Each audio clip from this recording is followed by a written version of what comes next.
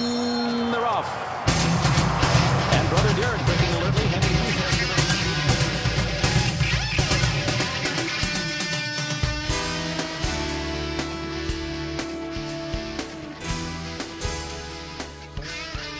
Hi everyone, we've got Mike Smith on the phone. We had originally recorded Mike with our jockey camp, and we wished him luck when he rode Mind That Bird in the West Virginia Derby, but somehow we lost that audio. So we got Mike back on the phone, and we just wanted to kind of give him a chance to talk a little bit about how he got started. For those who may not know who Mike Smith is, I'm sure everybody does, but Mike's a world-class rider, a multiple Eclipse Award winner, rode Giacomo to the 2005 Kentucky Derby, and also he's the jockey of the Great Zenyatta, which has got to be amazing in itself, huh, Mike? It's more of an honor, to get the opportunity to ride something like her. Yeah, I can only imagine. It's one of those things that a jockey you just live for, and I mean, who knows? I mean, besides making history, she may be the all-time greatest racehorse known in the history of horse racing, I would say. Wouldn't you think? She certainly has a great chance to be, Frankie. I really believe that. Yeah. So, Mike, with this DVD, what we're trying to do is just educate some of the kids that are trying to get into horse racing, more or less if they wanted to become jockeys or exercise riders. I wanted to just kind of give them an idea of, like for you, how you got started. Could you kind of tell us a little bit about that?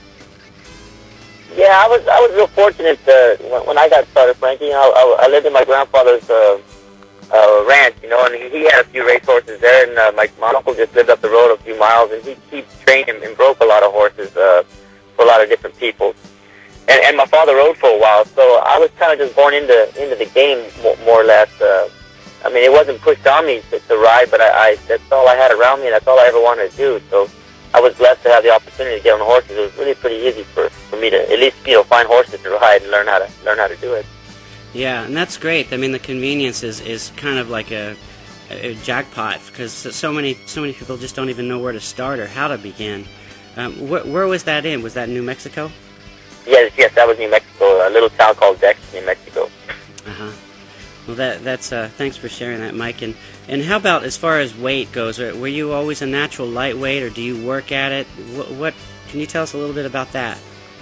Yeah, I mean, on the whole, I'm pretty fortunate as far as that goes too. I've just stayed on the smaller side most of my life, but I have times where I have to fight it. But I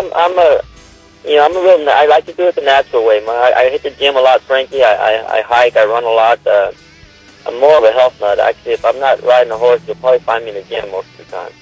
Right. Well, that's inspiring, and that's one thing that I really try to encourage with riders that are, if they want to become jockeys, is that they understand, learn about health, weight management, and do it the proper way, so that the longevity of their life and careers could be maintained, and that they don't get abusive to their bodies, to try to do it the best way possible.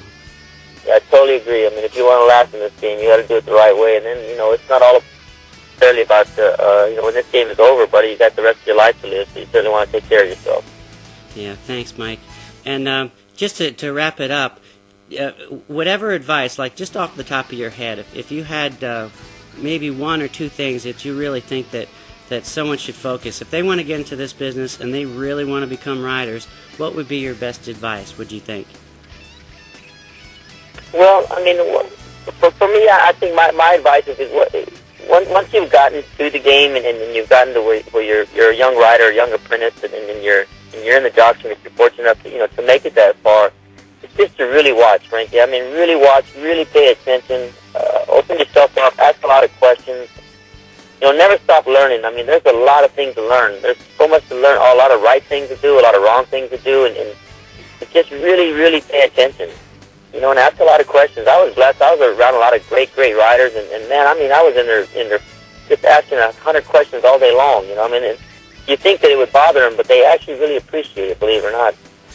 You know what? I see that, and everybody that in my experience, in my lifetime, you talk about riders like Lafitte, yourself, Angel Cordero, George Velasquez. These guys, Chris McCarron, Pat Day, they never stop learning, and they've always been down to earth and and still always try to be the best they can be every day. They never gave up that fact. I mean, I watch to this day. I mean, whoever is hot, man, I'm watching what he's doing. If he's doing a little something different, if he's making this kind of move, it's making him whatever it is. I just never stop learning. Yeah, well, I'm so glad you said that. And as a rider yourself, I mean, I don't know how many thousands of races that you've won, but I know it's up there. Do you know the number? Getting really close to 5,000 right now, I believe. Wow, right on top of it. That's amazing, Mike. And I remember when you used to pull a potato wagon, but I'm just yeah, because you were pulling it next to me. Yeah. I'm still pulling the potato wagon, but I'm so glad we had the opportunity to talk, and again, congratulations with Zenyatta, and we look forward to watching the future, and you guys keep making some history. So thanks for your time, Mike. Really appreciate it. Anytime, Frankie. Give me a call anytime, buddy. Thank you, Mike. Bye-bye now. Bye.